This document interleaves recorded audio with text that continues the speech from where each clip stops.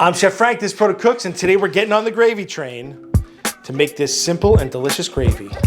Gravy is the great equalizer. If you have a dry turkey or chicken or mashed potatoes that are kind of like not the best, a little lackluster, gravy automatically makes them better. A while back, I did a video called Let's Talk Turkey. I'll link it up here, where we did a roast turkey and gravy. So if you want to watch another one of my gravy videos, you can do that. But this one specifically focuses on gravy. What's cool about this gravy is you don't need to roast a whole chicken. You can do a pork roast, a beef roast. You can do pretty much any type of roast you want, and the method works.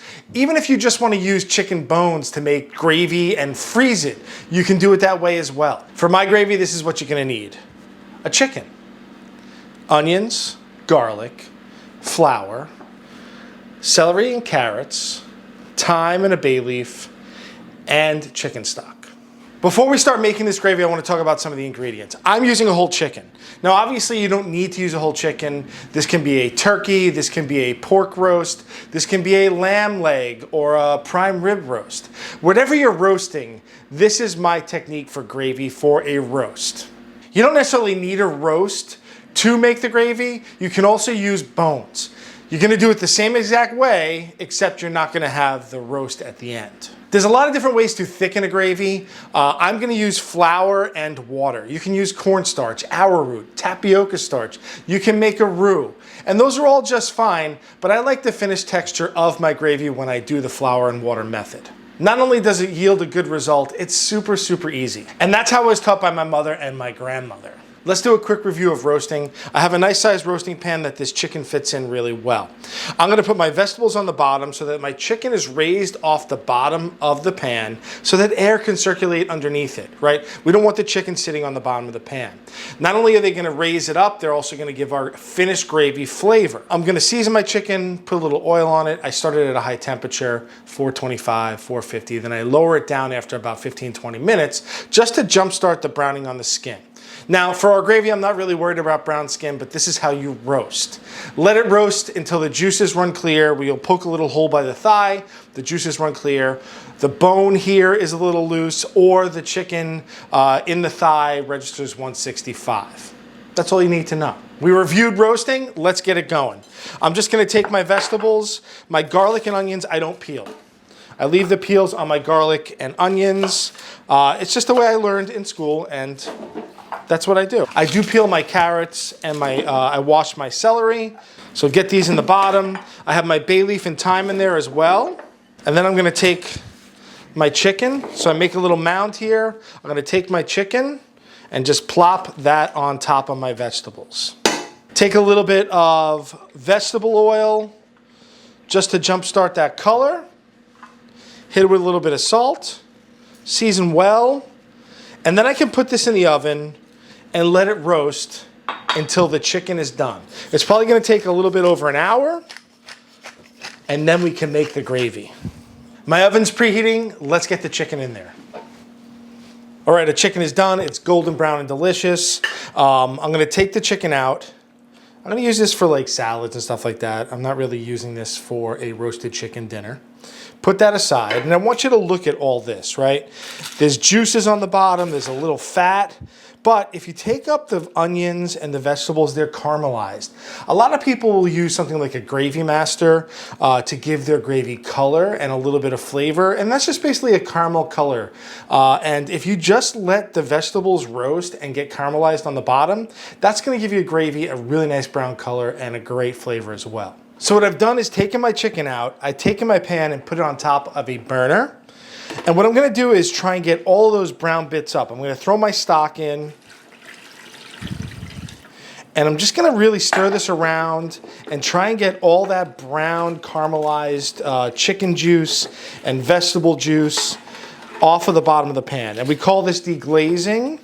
The stuff on the bottom in French is called fond, F-O-N-D, and we want to try and get all that fond off and loosen it up. So bring this up to a simmer and try and scrape all that fond off the bottom of the pan. At the end of this process, the bottom of the pan should be clean. There should be no brown bits on the bottom of the pan. You should have gotten them all up and put into your gravy. So if your pan is still kind of got brown bits or it's dirty, you haven't scraped it enough. Now's a good opportunity to hit some seasoning in. I'm gonna put a little salt, a little bit of black pepper. And you can flavor this any way you want. If you don't want to deglaze with the chicken stock, you can deglaze with wine. But this is a simple gravy. I'm keeping it as simple as possible. There's a lot of flavoring opportunities here, but for the most part, I'm keeping this as a simple chicken gravy. Okay, I'm gonna let this come to a boil, and I'm gonna get my flour and thicken it up. Everything's coming to a boil. I have some cold water, and I have a little bit of flour. I'm just gonna mix them together and make a paste. Now, this is not an exact science, and there might be some lumps, but I'm not worried about that because I'm gonna strain my finished gravy, right? And I basically just want this to be a little thicker than heavy cream. So I use a whisk so that I break up any lumps. But again, like I said, I'm not too worried about lumps, right? And I might not use all of it. I'm gonna make the mix. And the flour is going to thicken fairly quick. So I'm going to use about half of this to start. And then I just judge how thick do I want my gravy. And if I want it thicker, I can always add more. So now I can stir this up. You can see that it thickens almost immediately. And part of the reason why I like the flour so much is I like the color and texture it gives to the gravy. Whereas cornstarch kind of makes a weird kind of gelatinous gravy I'm not too happy with. The flour gives it a nice thickness. It makes it nice and smooth and silky. So I think that I just need a little more. I'm going to put just a little more in.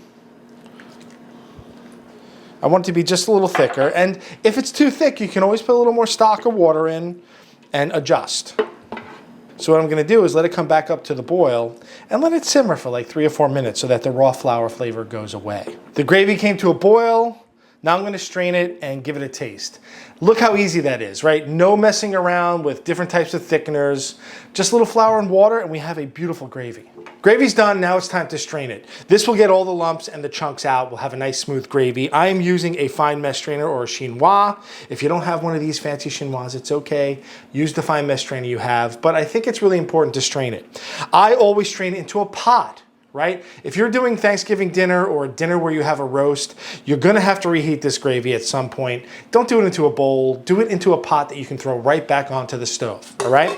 So all you have to do now is dump, right? And this might splash a little, that's okay. Get all of the vegetables out, right? Get as much out as you can, and then I'm just gonna kind of press this through a little. Now, people always tell me, isn't that a waste of vegetables? Why can't I eat those vegetables? You can eat them if you want, and that's fine. But for the most part, if the gravy has done its job, most of the flavor of those vegetables are in the gravy, right? So a lot of the flavor should be transferred out of the vegetables and into your finished sauce. So if you want to eat them, that's fine. I don't have a problem with that, but I see them as them giving up their flavor, and then I can either compost them or throw them away. I like to push this through a little to get as much gravy out as possible. Squeeze it down. And I always keep my pan next to me because instead of having this drip all over the kitchen and walking to the sink, all I have to do is put this back into my pan and it's not gonna drip everywhere, right? I have my finished gravy in a pot that I can reheat and I'm not dripping all of my leftover stuff all over the kitchen. I can bring this to the trash, I can bring it to the sink without it dripping everywhere. Before I taste, I wanna show you something. When you pour your gravy, right? See how it goes nice and smooth? It shouldn't be ploppy. Does that make sense? If your gravy makes plopping noises and it's not smooth like that, you need to thin it out. Gravy should not be ploppy. If it's ploppy, it's way too thick. Now's my favorite time to taste. I got my Star Wars tasting spoon. I'm gonna taste it just plain and then I'm gonna dip a little chicken in it. Really good. It's got a deep, rich flavor, lots of umami, like that nice, beautiful background flavor. It's super brown and caramelized from those onions and vegetables, and you do taste a lot of chicken. Let me get a piece of chicken and try it now too.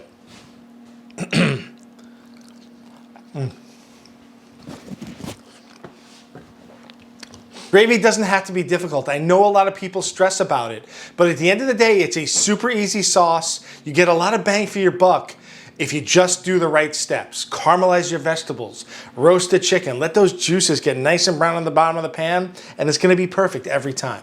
I hope you enjoyed this video. If you did, give us a thumbs up, like, and subscribe. We have merch in the description down below. We have a P.O. box down there as well. I want to thank my Patreon patrons for supporting us. Thank you so much. And that is my quick and easy gravy. I'm Chef Frank. This is Protocooks. Have a good one.